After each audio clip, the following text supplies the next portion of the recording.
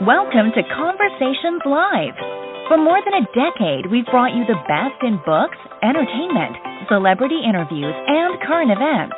When the movers and shakers of the world have something to say to you, they say it to us first. Here's your host, Cyrus Webb. Welcome back, everyone, to Conversations Live. I'm your host, Cyrus Webb. Glad you all could join us once again. But for our radio audience tuning in at WYAD 94.1 FM and WYADonline.com, we're glad that you all could be with us. Also, tuning in to our friends at iHeartRadio and Amazon Music Podcast. We're glad you all could be with us as well. Or if you're looking for a book to add to your reading list, I think our next guest has one you want to take notice of. We're excited to welcome Jennifer Coburn to our program today. She's celebrating her new book that came out in October. Already has over 400 reviews on Amazon. It's called Cradles of the Reich. We're going to talk to Jennifer not only about the success of the book, but also where the story came from and also what she hopes you have to take away from it as well. Jennifer, so glad to have you with us. Thanks for the time. Thank you. Good morning, Cyrus. I appreciate you having me on.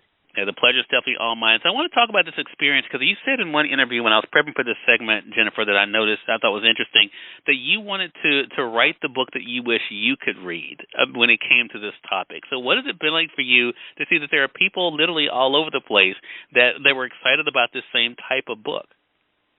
Oh, it's really been surreal because 5 years ago I learned about the Lebensborn breeding program, which the Nazis launched in 1935 with a goal of creating 2 million so-called racially pure babies.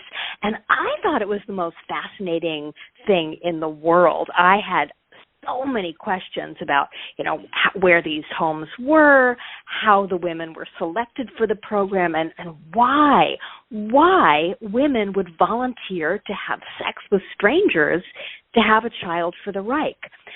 So I looked for a historical novel, which is how I like to learn about periods of history, and I couldn't find one. So I decided to write the book that I wanted to read with a book club. Now, when you do something like that, it's a real leap of faith because, as I mentioned, I thought it was interesting, but would anyone else?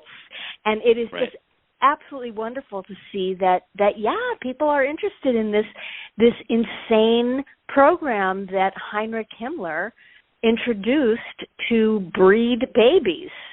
And what you've done in this novel, I have mine on my Kindle here, Jennifer, but what you've done in this novel is give us this great backdrop to history, but also bring to life these women, these 3 women they were able to get to know. What was that like for you to be able to share their stories and the decisions and choices that they had to make? Yeah, it was really a privilege to be able to tell this story. As I mentioned, I like to get my history from well-researched historical novels. So that's what I wanted to give the reader. I wanted to give them historically accurate information, but in the form of a story through the eyes of characters that they care about. And these characters are fictional. However, they each represent the choices that non-Jewish German women had in 1939, the resistor, the bystander, and the all-in, the true believer in Hitler's cause. So it was really, it was fascinating. It was interesting. At times it was sobering and saddening, but in the end, it was mostly just really, I just was so honored. I don't want to sound corny about it, but it was really an honor to be able to discuss this part of history with readers. I was just pleased to be able to do it. As I mentioned, Jennifer, the book officially came out in October, but we're living in times in 2022 where this topic is still so timely. It is resonating because of some of the clamor that's going on in the world right now, some of the conversations, some of the rhetoric that we hear today. What has that been like for you to see how something that you wrote that did take you the time to be able to do the research that is dealing with history is still so timely in our day? Yeah, I am saddened by how timely this book is. I really wanted to revisit a period of the past and share some of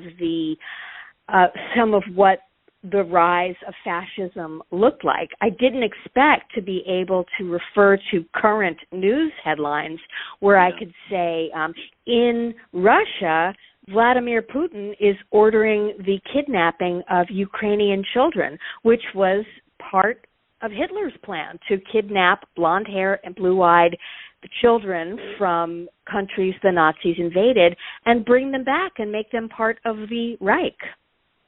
So it's been very disturbing. Yeah, and I think that's why books like this are important. I love the fact, too, I referenced another interview that you did, Jennifer, that you talked about, this being your first historical novel, and what a novel it is. How does that feel as an author, to be able to tell a story like this and to see it resonating with individuals, whether you're able to bring us into history, to teach us a lot of things that we didn't know. I know I didn't know, like about the medals. I didn't know that was a thing, and that the women would be so proud of these things. What has that been like for you to take your gift of storytelling and to share this history this way? Oh, well, thank you. So what you were referring to, for the benefit of your listeners, is the war medals that were given to women in Nazi Germany who had 4 or more children. And again, Vladimir Putin is awarding medals like the Mutterkreuz, but in Russia, where women who have 10 or more children are given a war medal. So what is it like? It is, sometimes it's,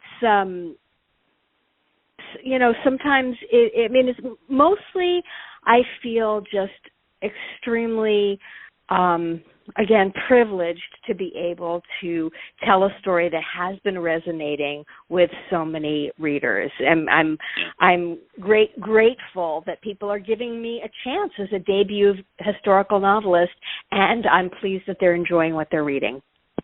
Yeah, such a great thing. Again, everyone, Jennifer Coburn has been our guest. The new book is Cradles of the Reich. You guys can get it through our friends at Amazon.com or from your local bookstore. If they don't have it, I know they'd be more than happy to order it for you. And, Jennifer, how can our audience stay connected with you? Oh, that would be wonderful. I am on social media. Both Instagram and Facebook are my main platforms. But if you go to jennifercoburn.com, it has all my contact information there, including social media links.